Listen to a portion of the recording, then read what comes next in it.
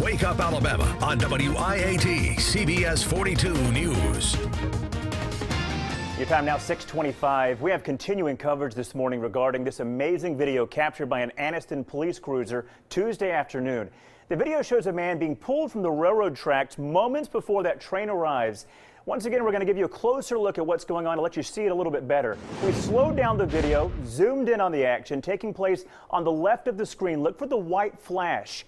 That is the shirt of the man who was lying on the tracks, and he's pulled off right before that train comes by a local businessman, Donald Fox.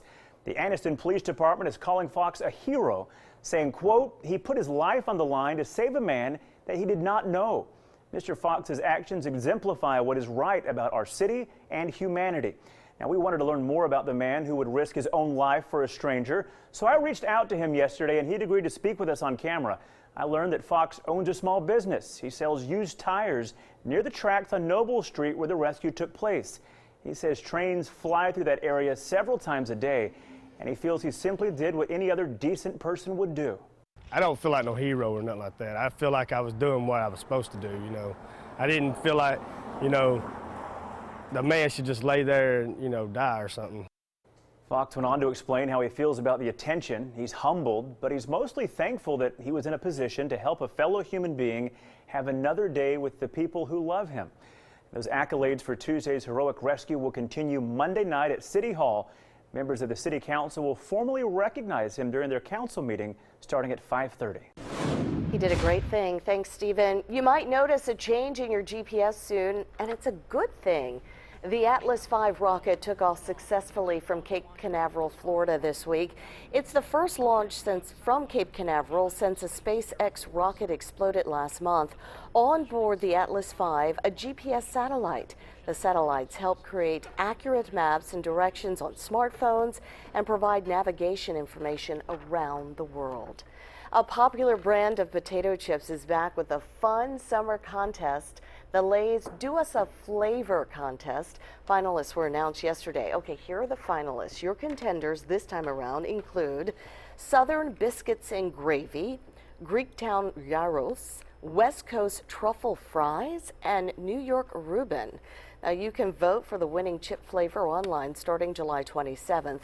The winner will be created into a chip that you can buy and taste for yourself. And here's the great thing about this contest. The creator of the winning flavor gets $1 million. I bet the New York Reuben will taste good. Yeah. I still don't know if I'm sold on these random flavors of chips. I love those flavors when they're in their, natural setting. For instance, biscuits and gravy, fantastic. Yes. I don't know about a chip, but $1 million? I'd do it. I better submit some ideas. Well, we have shown you how drones are being used to help businesses and law enforcement, but now drones are flying into a new sport. Sean Bennett takes us inside the new world of live drone racing. It's drones like you've never seen before. Over 120 pilots from all over the world competing on a course built right on Bonnie Field at Cal Expo. Yeah, it's really amazing. It's huge. Huge that Carlos Perdolas of Spain is in Sacramento. He's dubbed the LeBron James of drone flying. But I guess because you're popular online, people just, build that up, and it feels like, yeah, he's the best. But really, I don't believe it. Humble as pie, Carlos and other pilots have mounted cameras on their drones and are flying them by looking through goggles, all while using a remote control to race. It's called FPV, first person view. And it really feels like you're inside, I mean, in fact, when you do this for a while, it becomes second nature. And sometimes you will see yourself from outside and you will actually think, oh, who's that? Because your brain just connects completely with these things. Same goes for 17-year-old Will Soul, one of the youngest racing. He's learned everything about drones by surfing the web.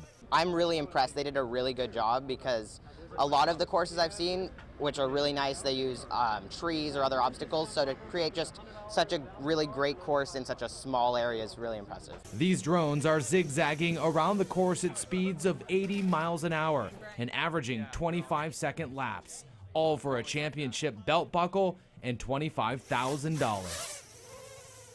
It looks fun, and I bet it is a little bit challenging because it's not easy to fly a drone. They make it look easy, but I'm sure there's been thousands of hours of practice for sure. And a lot of crashes, too. Yeah, no doubt.